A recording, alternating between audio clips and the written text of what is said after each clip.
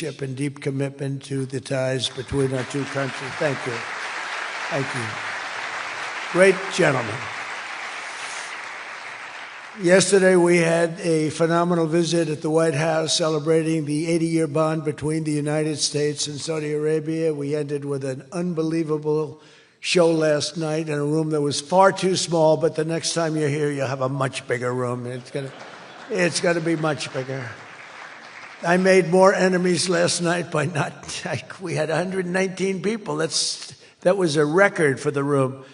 So they've wanted for 150 years. They've been clamoring for a ballroom at the White House, and we're giving them one. We're giving them one plus, and it'll be something. But you'll be here. You'll be among the first, if not the first, if you'd like. You know, we'll work it out. But you had a lot of people that wanted to be there. They really would have witnessed something that was really incredible. The entertainment last night was incredible, including our great opera singer, but including the military. The talent and the military musically is also incredible. So it was great to be with you last night. I think it was something to behold. We officially designated the kingdom yesterday as the major non-NATO ally. That's a big deal. That's actually a very big deal.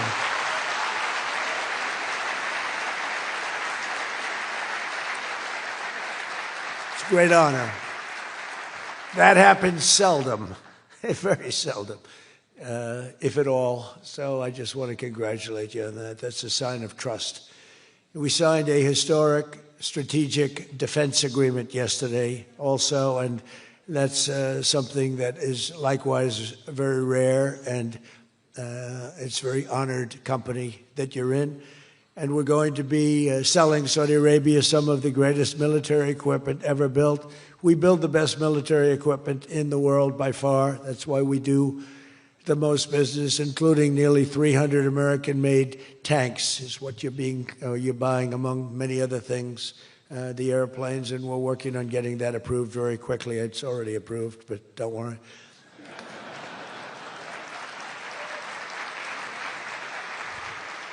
We have to go through a process. The process will take, Elon knows, the process will take about, would you say 24 hours? I think so. You're in good shape, very good shape. The partnership between our two nations is among the most consequential in the entire world, and together the Crown Prince and I are making an alliance stronger and more powerful than it's ever been before. We've had good relationships and, frankly, not good. You didn't have a good relationship with Barack Hussein Obama. You didn't have a good relationship with Sleepy Joe Biden. But you had a great relationship with me, and now it's as good as it was, and probably even better if you think about it, because we took the dark cloud away from your country. It was called Iran and its nuclear capability, and we obliterated that very quickly and strongly and powerfully. But that was a real cloud over the whole Middle East, and now they want to make a deal. They want to make a deal. They want to see if they can work out a deal with us, and we'll be doing that probably. But that was a terrible cloud that you had to live with for a long time. 22 years they were thinking about doing that, the B-2s. That was even before the B-2s. Those B-2s, what machines they were, they flew in, they were undetectable. And they dropped their payload, and every single bomb hit its exact mark, which was a shaft going deep into the mountain. And every single one of them hit, and it was total obliteration. And then I was criticized by some of the fake news for saying the word obliteration was too strong, perhaps. They had no idea. Nobody saw it. 3 days later, when the Atomic Energy Commission went, they said it was total obliteration, beyond obliteration, they said.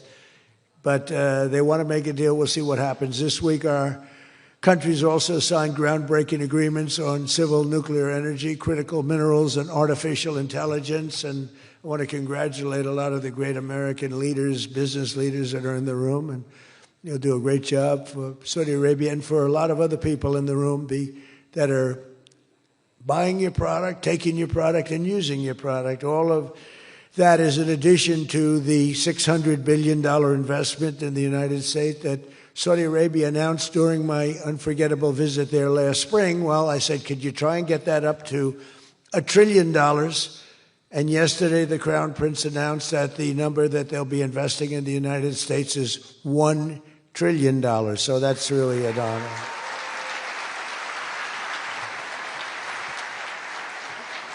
And we just took a picture backstage with some of the great business leaders and some of the great people, friends of mine from your country, and beautiful picture. And while we were taking the picture, I said, could you make it 1.5 trillion? So he's got something to think about. I don't know.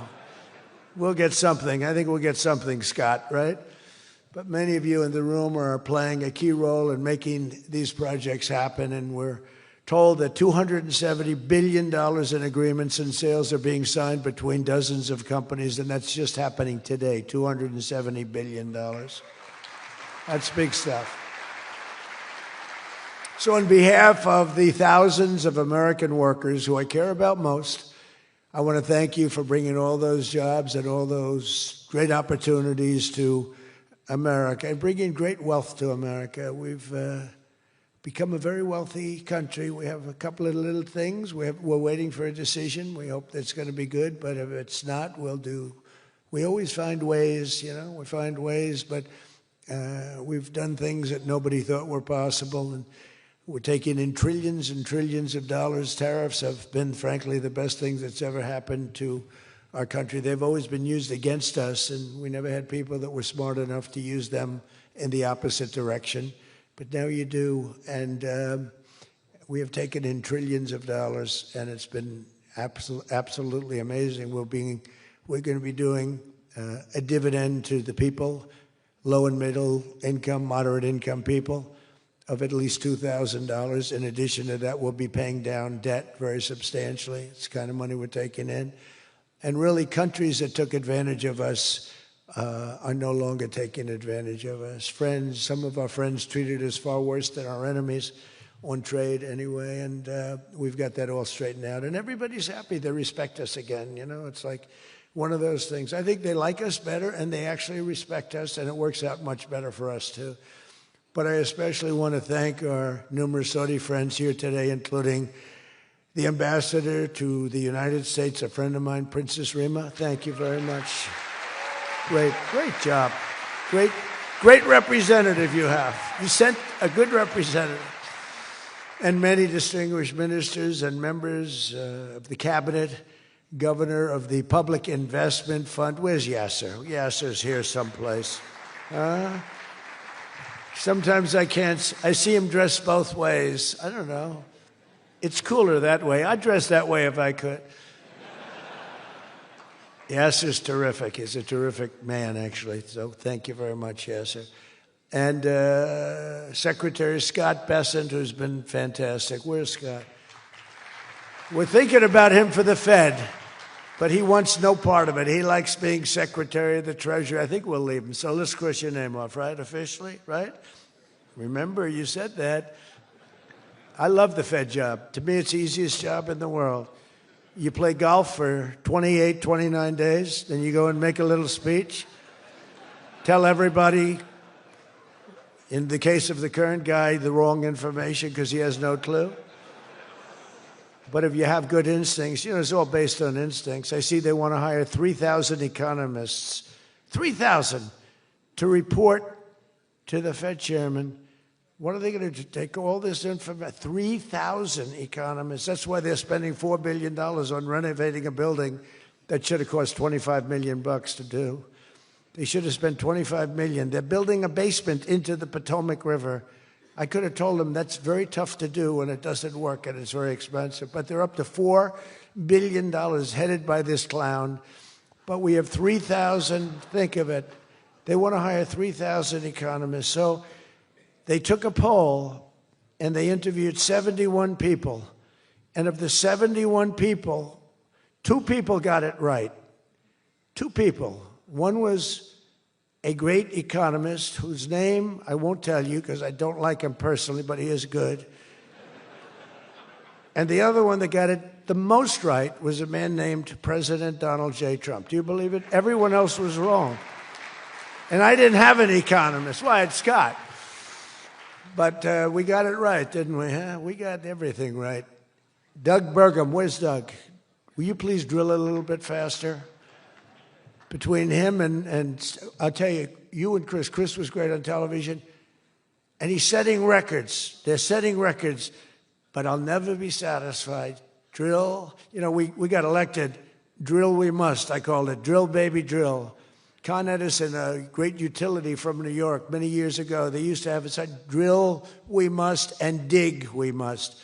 So when they were digging in a road, they'd have a sign, dig we must. Well, now we're putting those utilities to shame because I'm allowing all of those AI plants that are being built to build their own electric generating force, and they're building them like nobody's ever seen, and they're coming up with ideas and new contraptions like nobody's ever seen. And this way they can't blame me for not producing electric. I said, you produce it yourself. And actually they didn't believe I was saying that because nobody ever thought of a thing like that. They're building a massive plant. They were going to hook it up to a 200-year-old grid. And you know that wasn't going to work because there's no way of doing that. No way we could have done that. And I had the idea. This was my idea, approved by a couple of people. I said, why wouldn't that happen?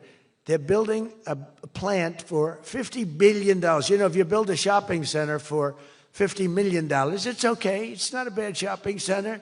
$500 million, you're talking about top of the line. $50 billion. So when it was first explained, they're spending $50 billion. I said, no, you mean 50 million. No, sir, we mean 50 billion. And then I saw some of them that were the size of Manhattan. I said, they did mean 50 billion. And I said, well, what you're going to do is with that, how would you like to build your own electric generating plant? And they looked at me like I was crazy because something like that, they really didn't understand it. The smart guys, they didn't understand it. They said to me at the next meeting, sir, the biggest problem we have will be electricity. I said, you don't understand. I told you last week, you're going to build your own. I'm giving you approval to build your own plant, and you will be approved within a period of 2 to 3 weeks. It used to take 20 years prior to termination. In other words, you would wait 20 years and you wouldn't make it. You'd be voted down 5 to 4. I said, we're getting you approved in a 2-week, 3-week period. In fact, Lee Zeldin, one of the superstars of this administration, I said, Lee, if it's oil and gas, get them approved in 2 weeks. If it's nuclear, add another week. Because some are going nuclear, and they're doing, be careful. They better be careful. But they are going to be careful. They're the greatest people in the world. So now they come back and they actually believed it. And now they're being approved rapidly. And we have things being built, the likes of which nobody's ever seen. We're leading China by a lot in AI. And we're also bringing auto plants in from Canada and from Mexico. They took them, and they're all coming back. They're all coming back because of tariffs. If we didn't have tariffs, I mean, they like the fact that we won the election by a landslide on November 5th. That helped. But they're all coming back, and they're coming back from Germany and Japan. Toyota just announced, as you know, $10 billion worth of new plants. They just announced it last week. I went to various countries, and Japan was one of them. And Toyota's coming in with a $10 billion investment in 4 or 5 plants. Now, we're going to be more advanced than we were. So we led the car industry like 100% 50 years ago. We led the chip industry 30, 40 years ago. We had 100%. Then people came in and started taking it. I don't blame them, Taiwan, et cetera. They took 100% because we had no president that protected our industry. If we would have said, it's wonderful that you're going to Taiwan, we think it's great, but when you sell your product back into this country, there will be a 250% tariff. Nobody would have left. Nobody would have left. And Intel would have been a giant. Intel would have been, where's Jensen? Intel would have blown, well, he now owns a big chunk of Intel. He's got it figured all different ways. Where are you, Jensen? Stand up. You have done such a good job. And you had a good 2 days, I understand, right? A good 2 days. How's Blackwell doing, okay? Any recent competitors? Anybody going to blow Blackwell away in the next week? They say 10 years. I don't know, maybe 2 years, 3 years. But you will not be stopping there. You'll be going further fast, right? An amazing job you've done. I want to thank Howard Lutnick and Christy Noem for being here. Christy, Howard, good job. Really good job. My daughter Tiffany's here with her great husband, Michael. Thank you very much, Tiffany. Thank you, honey. She was a great student. She went to Georgetown. She was a great, great student, and she finished really right at the top, and we were proud of you. And she was so proud, and her graduation got canceled because of COVID. But I say if her name were something else, they probably wouldn't have canceled it. They didn't like that she did so well in school. They weren't happy about it. I say they canceled your graduation because you were a great student, and they didn't want, but other than that, I have no problems.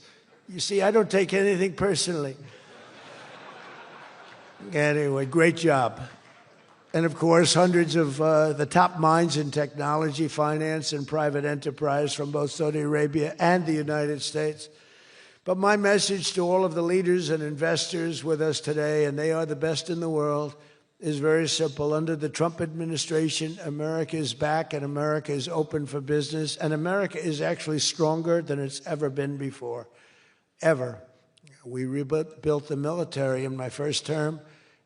Foolishly, we gave a little bit to Afghanistan, but not very much compared to what we built. But now we're building it at levels that we've never done before. And in addition to that, we're sending a lot out to our allies, and we're making it possible for them to get it. I want those companies to build more plants, to build it faster. We want them to build it faster. The biggest problem we have is we have a backlog because it's so good. Every country wants our missiles, our jets. They want everything we have, and we got to go faster. We just have a new plane, the F-47. It won a very strong competition. It's the newest, and that was won by Boeing. Boeing is doing, by the way, Boeing is doing an amazing job of coming back. Kelly is doing a great job. They're really moving, and it's really great to see. But they won the competition for the jet fighter, and they say it reaches levels that has never been reached, both in terms of stealth and speed and everything else that they go by. So they're just completing their factory, and they've already started work on the F-47. How did that number get chosen? I don't know, but I didn't pick it. I did not pick it. It was said, "Sir, we'd like to present you with the F-47. I said, "That's an unusual number. How did you pick that number?" After 4 years of economic nightmares under the previous regime, Sleepy Joe Biden, he was a sleepy guy, wasn't he? Think he would have been here today? I don't think so. Americans have rejected the failed, and they were really failed, far left models that you were looking at of high taxes and massive spending, soaring costs, crushing regulations, and trillions of dollars in green new scams. Everything was a new scam, green, green, green. Look, I'm all for the environmental, everything. I'm all for climate change. You know, they have a new word, climate change. It used to be global warming. It's global warming. Well, that didn't work because it started coming down. They did the global cooling thing. Then they just said, we can't keep up with this. It's too much. So we'll go, perfect words, climate change. They're covered. If it rains, if it snows, if it's warm, it's climate change is destroying the world, remember? The world was supposed to have been gone 2 years ago. They gave us 12 years, Howard, to live, right? 12 years. But that was 14 years ago. The world was going to burn up, but it got actually much cooler. They know these people. It's a little conspiracy out there. We have to investigate them immediately. They probably are being investigated. Their policies punished success, rewarded failure, and produced disaster, including the worst inflation in our country's history. We had the worst inflation in history, and now we have a beautiful normal inflation. It's going to come down over the next few months a little bit more, but we have a nice normal inflation. We had the highest inflation in the history of our country. 9 months ago, our country was dead. But now America is the hottest country anywhere in the world. We're the hottest country. I don't care what country you're with. America is the hottest country considered. And we did this in a period of 9 months. We're a little longer than that, but it took me about 2 weeks to get started. we're rewarding those who build and create, invent, and invest in the USA. And you know, our tax, our big, I call it the great big beautiful bill. It's the biggest bill ever passed in the history of Congress. And Scott and I and all of us, we sat down and we said, let's do it, along with the Speaker and John Thune and everybody, said, let's do it all in one bill. And a lot of people were totally, they said, you'll never get it approved. And we didn't have a huge majority. We had a huge presidential win. We won everything. We won all 7 swing states. We won the popular vote by millions. We won everything. But the one thing, we won one, it's called districts. The country has districts. And we won in terms of districts 2,750 to 550. And that's the most, that's why when you see the map of the election, it's the whole country, it's all red. And it's pretty amazing. 2 little blue streaks on the right and on the left. And they're very little and getting smaller. But it's been, you know, it's been pretty amazing. But in 4 long years, Joe Biden secured less than $1 trillion. In 9 short months, I've secured $18 trillion to rebuild our factories, create hundreds of thousands of jobs, and bring back those beautiful words, made in America. So think of that. He did less than $1 trillion in 4 years, and in 9 months, we've done more than $18 trillion, okay? That's called success. And we think that by the end of the first year, it'll be over $20 trillion. So, and thank you very much. You helped with that little boost you gave us, that little increase. We appreciate it so much. We appreciate you. So it's just one example. Under the deals being signed this week, workers at GE Aerospace, I think he's here. Where is he? Stand up.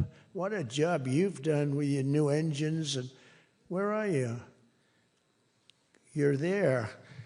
It's not a very good location for you. I thought you have been amazing. Great new engine that's supposed to be more efficient, more powerful, and less costly. That's not a bad combination.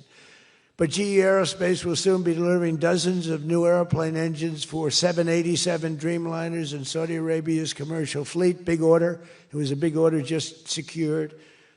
Every new job and every new factory created by these announcements builds up our middle class and really strengthens the industrial backbone of America. And, you know, I view it differently. I used to view it as it's great, great, great. The stock goes up. I view it, everything as jobs now, because I don't care. I care about jobs. And we have more jobs. It was just announced we have more jobs right now than we've ever had in the history of our country. Those are big numbers. You know, it's like crazy. It's just a great stat. More jobs today than we've ever had in the history of our country. And we're going to be producing a lot more are coming.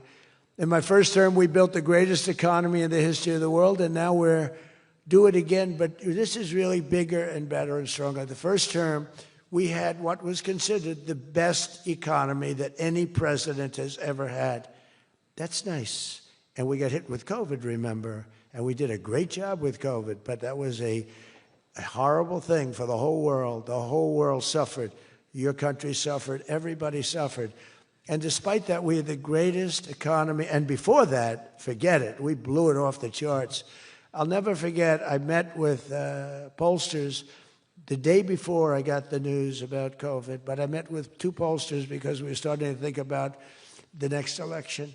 They said, sir, if George Washington and Abraham Lincoln came back from the dead and they aligned and they went for the president, vice president as a combination, you'd be beating them by 25 points. And then the next day I was told that something strange is happening. There's a lot of death being reported in a certain country. I won't tell you which one because that country is well represented here. But you know which one. And thousands and thousands of people are dying. And I said, that's strange. What would that be? And it turned out to be a disaster for the world. There's, you know, nothing has been seen like that since 1917. I always thought that when I heard, you know, pandemic or anything you want to call it, but I always thought that was like an ancient phenomena, that could never happen in modern times, but it did. But we did a great job with all of the things that we did with the vaccines, with so many of the drugs that we came up with, making you better. Regeneron is an example. Regeneron was fantastic. I give them great credit for what they did. But we did great, and then we started doing the gowns and the masks and the goggles and the ventilators. We were sending ventilators all over the world. We became the king of ventilators. But what a period of time that was for all of us. But despite that, we had the greatest economy in the history of we had the greatest economy in the history of the world. And I'll tell you, it was an amazing time. But this looks like it's going to be blowing it away, because when these plants, which are being built now, and many are going to be started very shortly, many, but when they open, we're going to see numbers the likes of which nobody's ever seen before. And, you know, in some cases, you're building extremely complex plants. You're building plants to make computers and to make telephones, to make a lot of different things, missiles. But you're building plants that make things that are very detailed, and you have to have great knowledge. And you're coming here and you find, if we don't have people that did that before, we are allowing you, and I may take a little heat. I always take a little heat from my people, the people that love me and the people that I love. They happen to be toward the right of center, toward the right. Sometimes they're way right. But if you have to bring people to get those plants opened, we want you to do that, and we want those people to teach our people how to make computer chips and how to make other things. You can't come in, and I'm explaining, you can't come in, open up a massive computer chip factory for billions and billions of dollars like is being done in Arizona, and think you're going to hire people off an unemployment line to run it. They're going to have to bring thousands of people with them, and I'm going to welcome those people. Now, I love my conservative friends. I love MAGA, but this is MAGA. And those people are going to teach our people how to make computer chips, and in a short period of time, our people are going to be doing great, and those people can go home where they probably always want to be. You know, when people are born someplace, they tend to want to go, and we have the greatest country in the world, but they want to go. But they're going to do. We had one case in Georgia where a battery factory, batteries are very dangerous to make. They're complex, much more complex than people understand. And they spent $1 billion to build a factory, and they were told to get out. And I said, stop it. Don't be stupid. And we worked it out. And now they're teaching our people how to do it. But they're going to have to spend, Jensen, I don't think you can open up a big plant with your friend from Taiwan where we're going to have 40 or 50% of the computer chip business I don't think you can do that with people that don't even know what a chip looks like. Do you agree with that? So somehow, you know, the people that are against us are really, really smart. They're unbelievable patriots, but they just don't understand. Our people have to be taught. This is something they've never done. And we're not going to be successful if we don't allow people that invest billions of dollars in plant and equipment to bring a lot of their people from their country to get that plant open, operating, and working. I'm sorry. So my poll numbers just went down, but with smart people, they've gone way up. They've gone way up. And I mean that. So for those of you that are doing the plants, you're going to have all the help you need, and you're going to do a great job. And you're going to teach our people how to do it, and our people are going to be just as good as your people ever were in not such a long period of time. Since the election, the stock market has set, and this is a little more than 9 months, 46 all-time record highs. And the growth is now amazing, and it's lifting up the Americans and American economy like nobody's ever seen before. It's the biggest. There's never been a period of time like this. Wages for hourly workers are rising at the fastest pace in 60 years, and real wages for construction workers are up $2,200 a year, and that's good, and that's spending. They're going to spend. They're going to buy many of the things that you're making. In 9 months, we've lifted over 600,000 Americans off food stamps, and that's happening rapidly. You know, when we had the problem 2 weeks ago on the SNAP, and they talked about all of this, the numbers. So when I left, which was a rigged election, by the way, but that's okay, You know, they used to go crazy. I'd say regularly, oh, nobody complains anymore because now they realize it was, and it's been proven, and it continues to be proven. But when I left, that number was $7 billion. Now it's $47 billion. That's Biden. So if you think about it, if Kamala, who's the same basic thing, grossly incompetent, he was incompetent, they're all incompetent because their policies are incompetent. Open borders, men playing in women's sports, transgender for everybody. I mean, they got the worst policy. I don't talk about it too much because if I talk about it, they might change. So, no, I don't talk about it. I tell people, don't talk about it. Wait till 2 weeks before the election and hit the hell out of them. Right? We talked about that, right, Elon? He said, we wait 2 weeks before.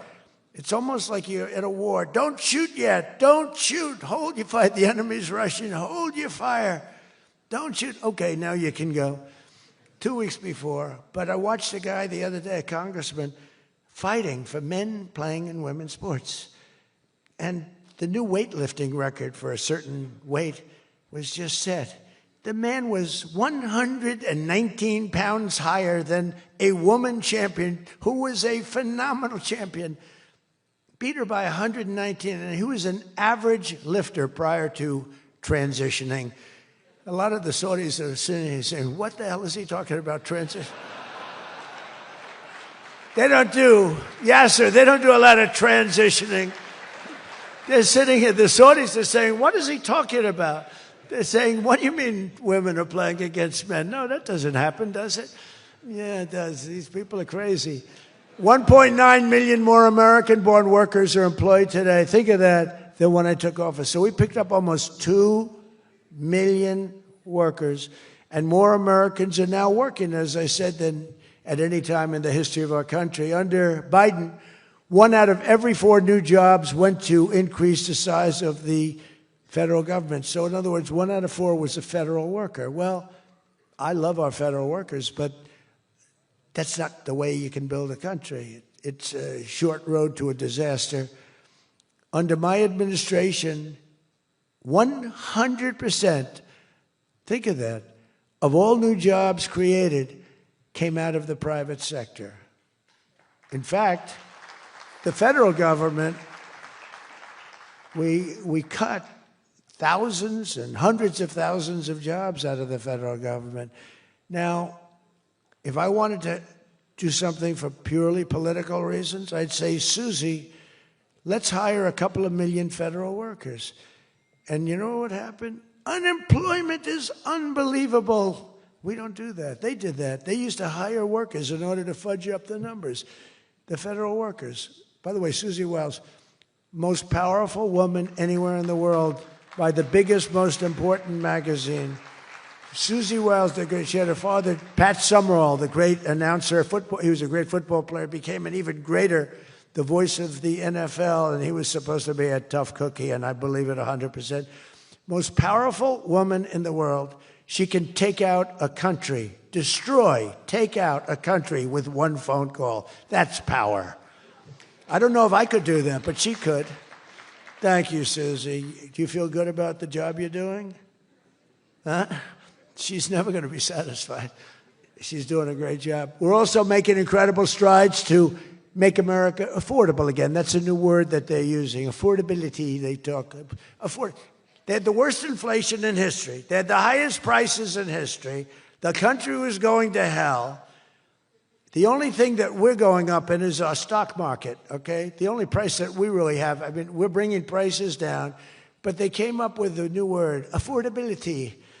And they look at we were all about affordability, and everyone assumes that that meant that, no, their prices were high. If you look at the numbers, since I took office, core inflation is now below 2.7%. It was at numbers that nobody had ever seen before with them. Walmart just announced that the cost of their standard Thanksgiving meal is reduced by 25% this year from last year. So they make, look, the Democrats, I don't know, some of you are probably liberal Democrats. I don't know about in your country. I don't know if you know that word, liberal. The word liberal doesn't exist. But they have a new word now. You can't use liberal. You have to use the word progressive. And I don't like using it. It's a beautiful word, progressive. Progressive, that's not them. They're regressive. No, they're regressive. Think of it. So if I don't get in, we have $20 trillion. Let's say she gets in. Instead of $20 trillion, you'd lose $10 trillion, and your welfare and other benefits would go up by 30%. Look at SNAP. Look at what happened there. From 7 million to 47. From 7 billion to 47 billion.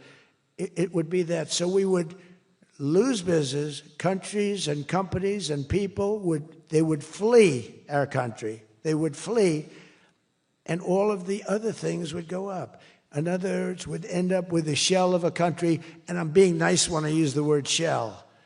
This country would have been in big trouble, and I don't want to get him in trouble, but that gentleman right there, the most respected man in the room, that's today because we're here.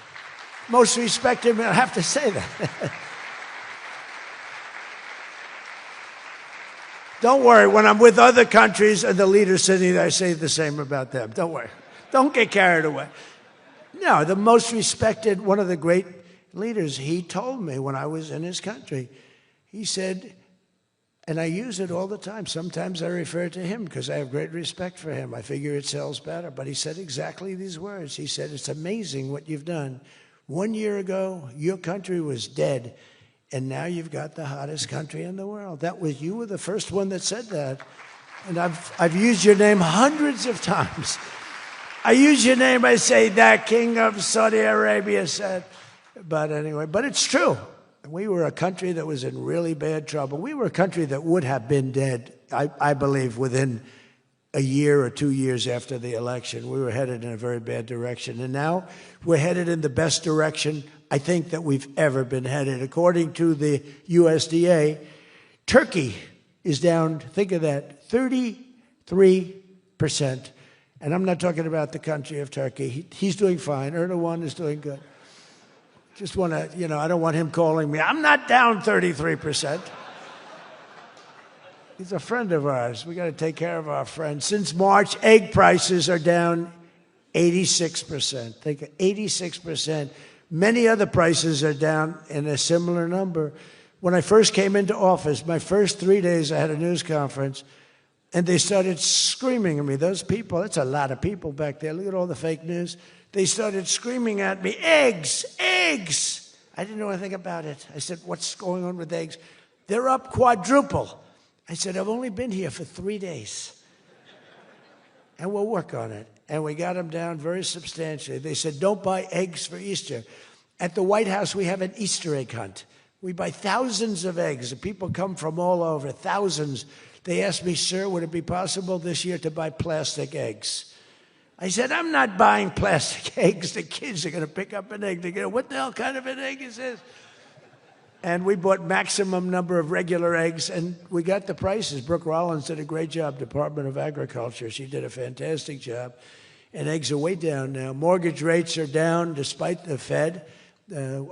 Scott, you got to work on this guy. He's got some real mental problems. No, there's something wrong with him. It's just sweet. I'll be honest, I'd love to fire his ass. He should be fired. Guy's grossly incompetent. And he should be sued for spending $4 billion to build a little building. I'm building a ballroom that's going to cost a tiny fraction of that, and it's bigger than the whole thing put together. You got to work on him, Scott.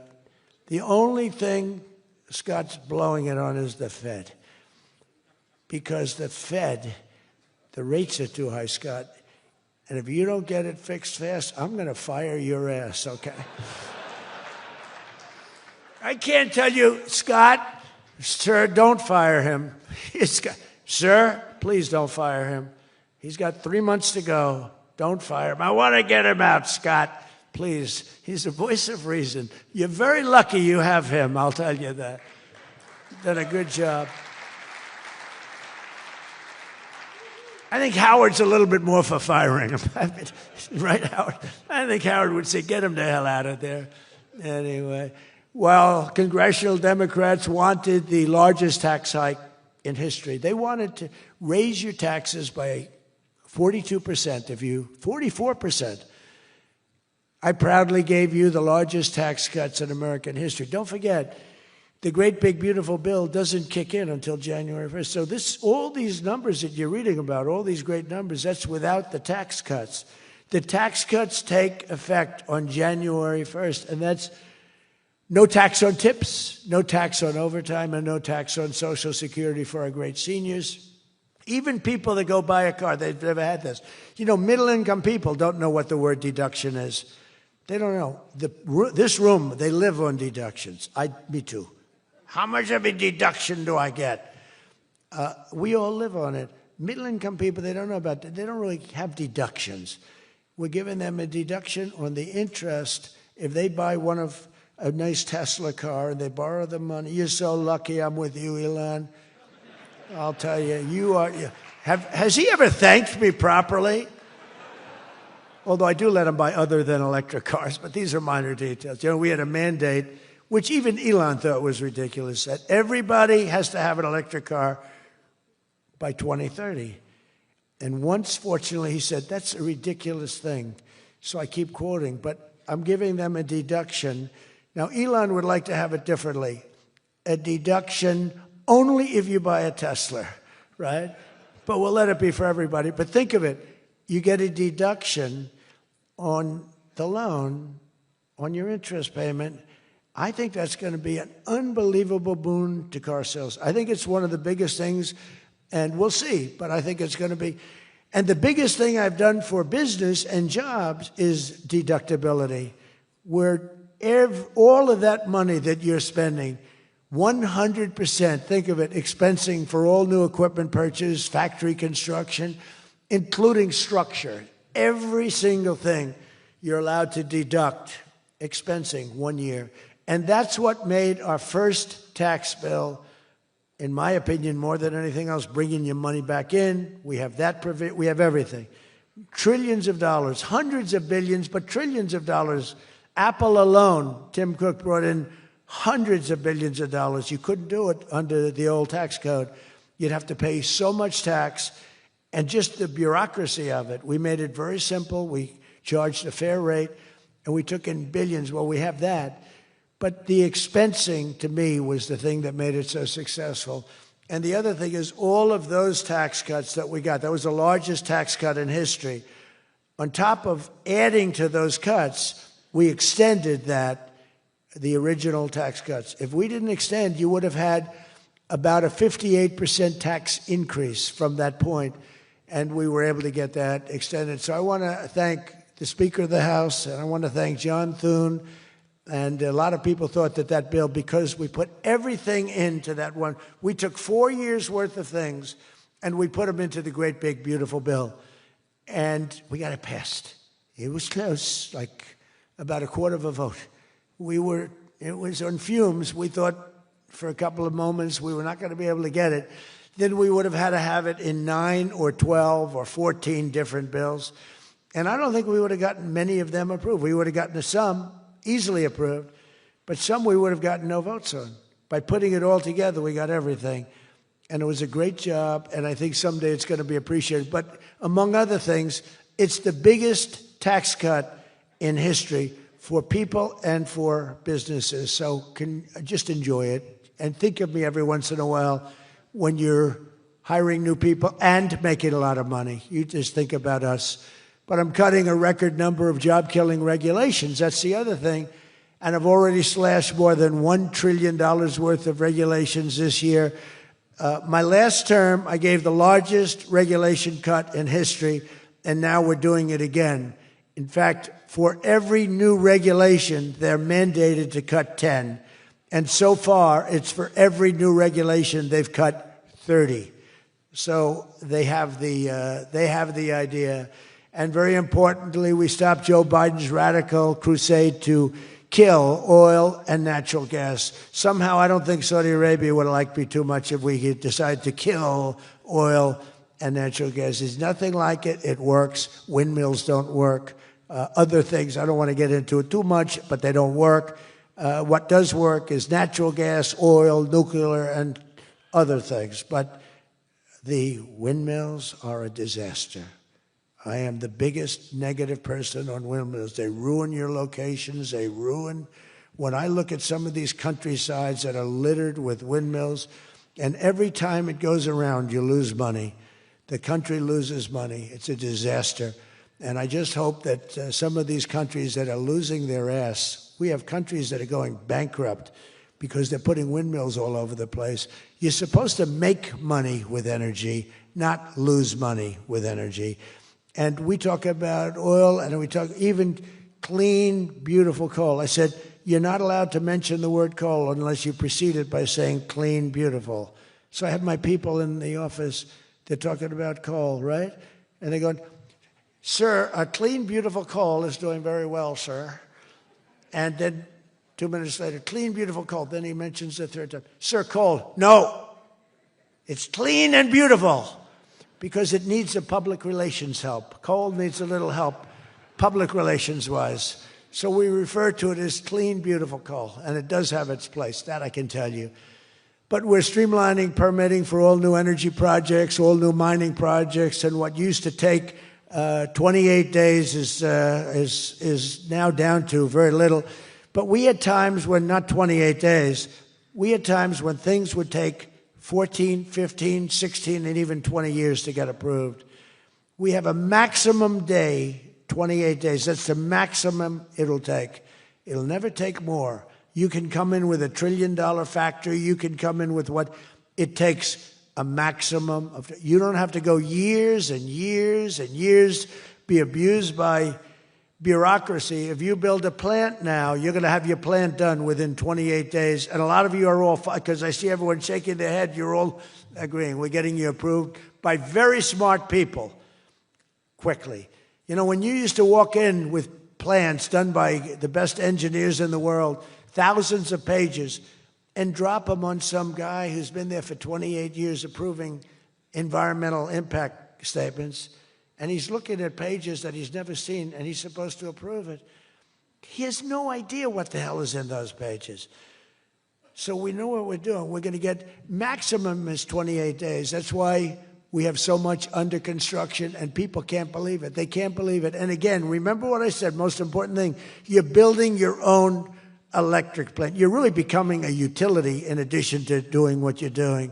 But you're building all of the excess, all of that energy, all of that electricity is being built.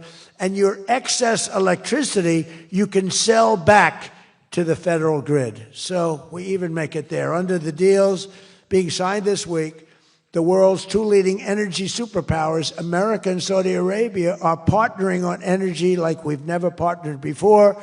American Saudi companies represented here today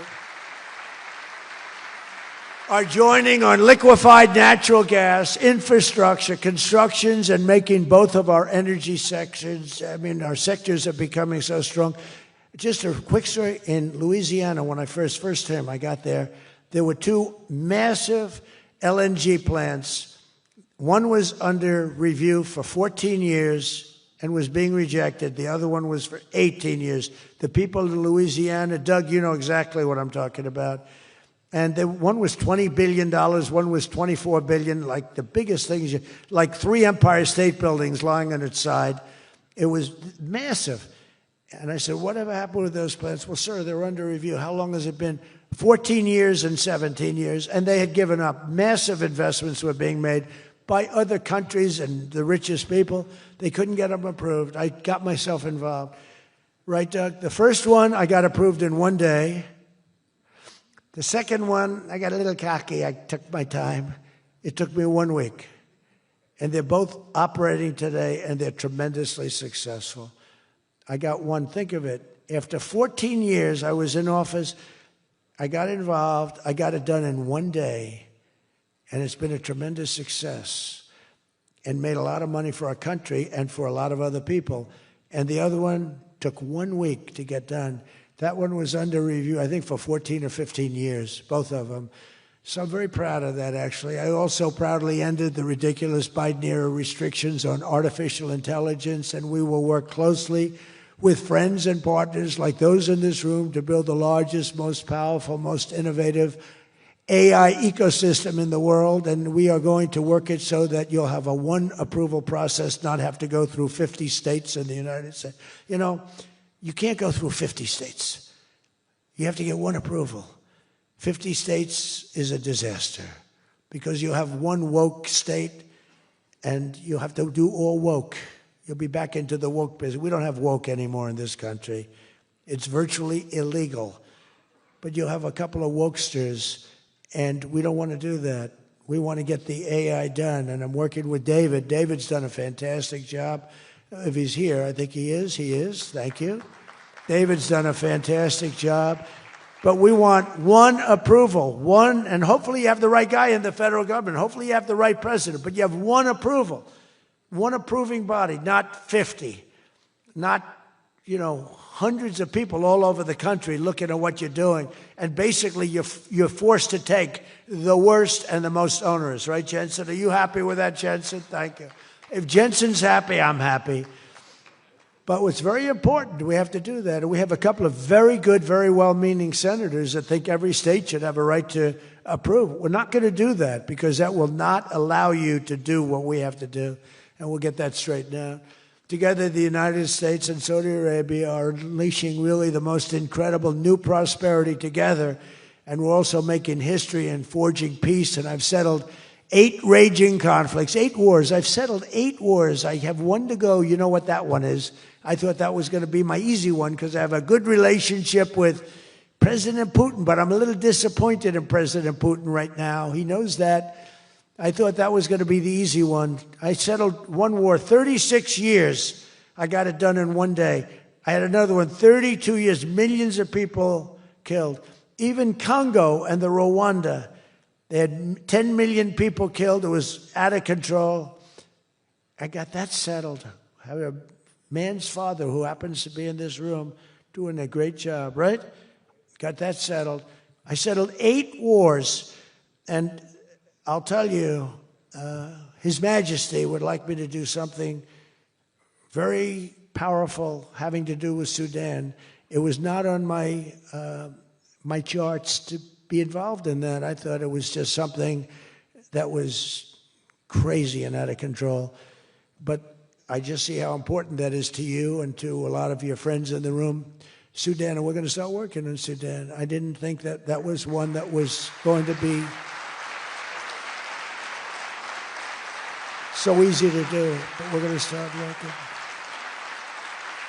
Mohammed said, yeah, thank you. Thank you to you. No, it wasn't on my charts because I'm good at settling disputes, and I've always been. I've done very well with that over the years, even before this. But I was talking about the different wars, and look, India, Pakistan, they were going to go at it, nuclear weapons. I said, that's okay, you can go at it, but I'm putting a 350% tariff on each country, no more trade with the United States. No, you can't do that. I said, I'm going to do it. Come back to me, and I'll take it down, but I'm not going to have you guys shooting nuclear weapons at each other, killing millions of people, and having the nuclear dust floating over Los Angeles. I'm not going to do it. They said, we don't like that. I said, I don't care if you like it or not. So I was all set. I told Scott, 350% tariff to settle that war. If you don't, we'll make a nice trade deal. They were in the midst of a deal. Now, no other president would have done that. Another guy would have, like Joe Biden, doesn't even know what countries we're talking about. He wouldn't have any idea. There'd be no tariffs, no nothing. Just the whole world would go to hell. But no, I used tariffs to settle all these wars. Not all of them. 5 of the 8 were settled because of the economy, because of trade, because of tariffs. So I did this. But, and then I'll tell you what, the Prime Minister of Pakistan called me. Thank you very much. He actually said, I saved millions, and he said it in front of Susie. He said, President Trump saved millions and millions of lives. He doesn't even know that, but he saved millions of lives, and he talks about it. And I got a call from Prime Minister Modi saying, we're done. I said, you're done with what? We're not going to go to war. I said, thank you very much. Let's make a deal. But I saved a lot of people, millions of people, on many other wars. Azerbaijan, you know what was happening there? I settled that. That was going on for many, many years. Actually, Putin called me. He said, I can't believe you got that one settled. We've been trying to settle that one for a long time. I said, don't worry about that. Just let me settle your frickin' war, okay? You don't have to help me. I don't need any help. I need help with your war. And it'll get done. But working with the Crown Prince was amazing because he mentioned Sudan yesterday. And he said, sir, you're talking about a lot of wars, but there's a place on earth called Sudan. And it's horrible what's happening. And I viewed it as being just sort of a freelance, no government, no this, no that. And he explained the whole culture and the whole history. And it was very interesting to hear. Really amazing, actually, to hear. And, you know, we've already started working on that, okay? He said that would be the greatest thing you can do. That would be greater than what you've already done. That was your expression. Is that a correct expression? Pretty good. So we're working on that. We started about 30 minutes after you explained to us the great importance of that. I view it differently now than I did just a day ago. But we also... as you know, we had a historic ceasefire. We ended the war in Gaza. And 2 days ago, incredibly, the United Nations Security Council backed the Trump peace plan. And we have a great peace plan. We have peace in the Middle East. This is a strong peace, too. They say, oh, it's tentative. It's not. This is a very strong peace.